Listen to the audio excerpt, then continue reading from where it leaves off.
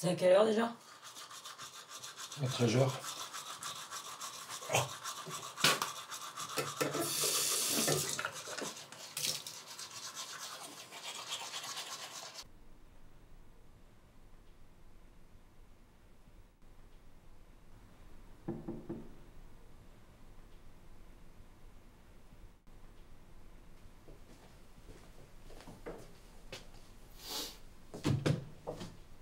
Bonjour. Bonjour. Monsieur Gontier de Mondial Première.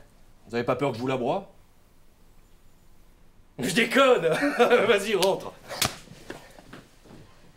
Je t'en prie.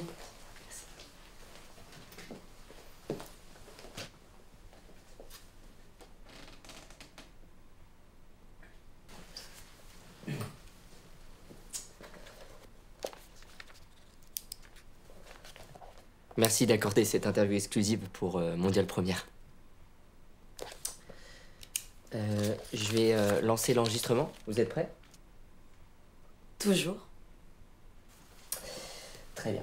Alors c'est parti. Bonjour à toutes et à tous. Je suis aujourd'hui avec Anthony et Rachel Eveline, dont le monde entier connaît la super identité, mais que nous appellerons aujourd'hui par leur nom. Car ce ne sont pas des héros que nous sommes venus voir, mais bel et bien des personnes. Loin des capes rouges et des slips moulants, je vous emmène aujourd'hui dans le quotidien de deux êtres extraordinaires. Et avant toute chose, je voulais savoir quelque chose à propos de vos costumes, puisque vous avez fait le choix de la sobriété. Et du coup, je me demandais pourquoi ce choix. Vous savez, pour moi, la chose la plus importante, ce sont les actes. Peu importe les costumes. J'avoue n'y avoir jamais vraiment réfléchi. Et je pense qu'un costume, c'est une apparence. Au fond, je suis quelqu'un d'assez simple. Enfin, je crois. Oui, oui, oui. Le costume, c'est ce que tout le monde voit, mais sous toutes ces couches de tissu, il y a un affect.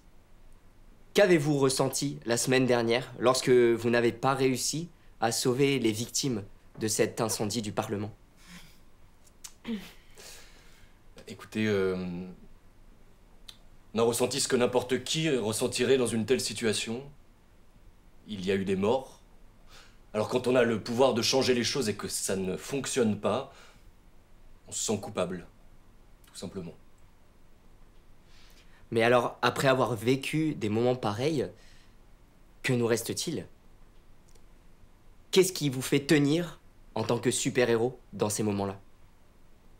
Ce qui nous fait tenir, c'est le fait d'essayer de se rassurer. On pense à toutes les bonnes choses, toutes les bonnes actions qu'on a fait auparavant. On se regarde dans un miroir et on essaie de se rappeler qui on est, vraiment.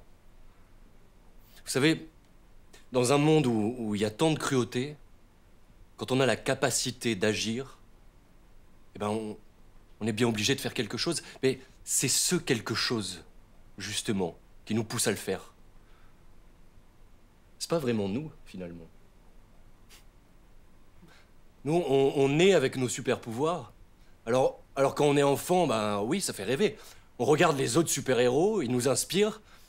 On enfile un costume et hop, on part pour une vie de folie où des fois on vit des aventures qui vraiment, monsieur, nous dépassent. Mais vous savez, on n'est pas si différents, vous et moi. Le café, on boit le même le matin, par exemple. Ah, par contre, nous, on nous a fait des petites figurines de nous. Vous voyez?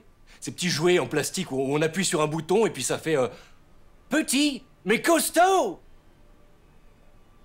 Putain, mais ça raconte quoi de nous, ça? Hein? Ça raconte quoi? On nous définit par nos super pouvoirs. Et ben moi, des fois, je me demande qui j'aurais pu être sans tout ça.